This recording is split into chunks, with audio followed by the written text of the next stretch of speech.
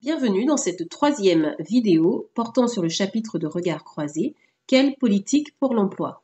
Il s'agira ici de présenter une troisième grande orientation de la politique pour l'emploi, consistant à lutter contre le chômage structurel. À l'issue de cette vidéo, vous devez maîtriser les compétences suivantes. Tout d'abord, montrer que les imperfections du marché du travail entraînent l'apparition du chômage structurel. Puis, exposer les solutions préconisées pour lutter contre ce type de chômage. Et enfin, mettre en évidence les principales limites de ces politiques. Bonne découverte! Si la théorie keynésienne s'attaque au chômage conjoncturel, dû à un ralentissement d'activité économique, certains économistes libéraux ont essayé plus récemment de mesurer le chômage qui ne relève pas d'une demande insuffisante. Par exemple, la crise économique majeure amorcée dans les années 70 s'est accompagnée d'un chômage de masse. Le taux de chômage est donc passé en France de 3,5% à 9% en 10 ans. Depuis, même en période de forte croissance, le chômage n'est jamais redescendu sous la barre de 7%. Ce qui permet de conclure que celui-ci ne serait pas uniquement conjoncturel, mais qu'il aurait également une part structurelle.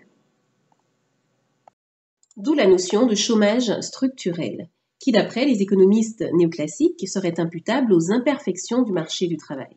Deux types d'imperfections sont mises en évidence. D'une part, les rigidités du marché du travail, qui sont les règles et les normes perturbant le bon fonctionnement du marché du travail et empêchant son autorégulation. À ce titre, le droit du travail français est souvent jugé trop contraignant pour les entreprises, notamment en ce qui concerne les procédures de licenciement qui sont souvent considérées comme très lourdes. D'autre part, l'inadéquation de l'offre à la demande de travail. En effet, de nombreux demandeurs d'emploi n'auraient pas les qualifications requises pour les postes proposés. Afin de remédier aux imperfections précédemment citées, il convient premièrement de flexibiliser le marché du travail, souvent jugé trop rigide, afin de permettre aux entreprises de s'adapter à la conjoncture et à leur environnement concurrentiel. Deuxièmement, la formation, palliant l'inadéquation de l'offre à la demande de travail, est un axe majeur de la politique pour l'emploi en ce qu'elle permet aux actifs de s'adapter aux besoins des entreprises. Présentons tout d'abord les différentes formes de flexibilité permettant aux entreprises de s'adapter aux variations de la demande. Tout d'abord, on distingue la flexibilité quantitative qui vise à ajuster le volume d'heures de travail aux variations de la conjoncture.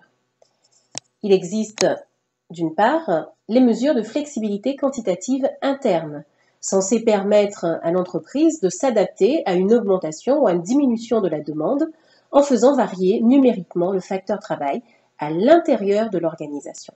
Par exemple, grâce aux heures supplémentaires pour faire face à une augmentation de l'activité économique. On peut également mentionner le recours au chômage partiel qui permet aux entreprises de limiter la durée de travail de leurs salariés en cas de difficultés économiques dues à un ralentissement important de la demande. D'autre part, il existe également des mesures de flexibilité quantitative externe. Il s'agit là de s'adapter aux variations quantitatives de la demande en recourant au marché du travail. Par exemple, en cas d'accroissement de l'activité économique, l'entreprise peut embaucher des salariés en CDD ou en intérim.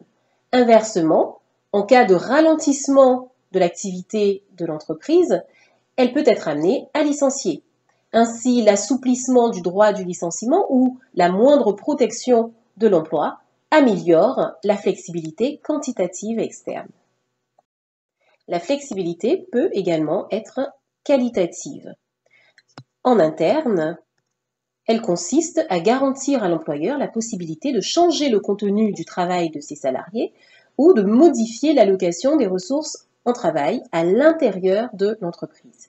Il s'agit donc de développer la polyvalence des salariés grâce à la formation continue ou à la rotation des postes de travail. Cette forme de flexibilité peut également renvoyer à de l'externalisation ou de la sous-traitance. En effet, pour diminuer ces coûts, l'entreprise peut confier certaines tâches à une autre organisation, par exemple la maintenance de son parc informatique ou les activités de restauration, d'entretien, ou encore la fabrication de certaines pièces détachées, etc. Et enfin, la flexibilité salariale qui consiste pour l'entreprise à ajuster le niveau des salaires pour s'adapter aux variations de l'activité et des conditions de la concurrence. Ainsi, toutes les mesures consistant à développer la part variable du salaire, par exemple les primes, ou encore les accords entre partenaires sociaux permettant de réduire les salaires en cas de difficultés économiques, favorisent cette flexibilité salariale.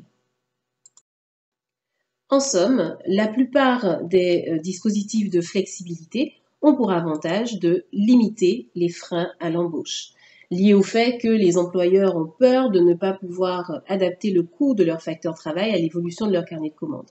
Ainsi, en limitant les barrières à l'embauche, on limite le chômage structurel. La formation est le deuxième axe majeur des politiques de lutte contre le chômage structurel. Elle permet tout d'abord l'accroissement de l'employabilité des chômeurs, c'est-à-dire leur probabilité de trouver un travail. En effet, celle-ci contribue à l'augmentation du capital humain à travers l'acquisition des compétences recherchées par les employeurs. Tout ceci facilitant l'accès à l'emploi. En outre, la formation réduit la vulnérabilité des travailleurs, c'est-à-dire leur probabilité d'être concernés par le chômage.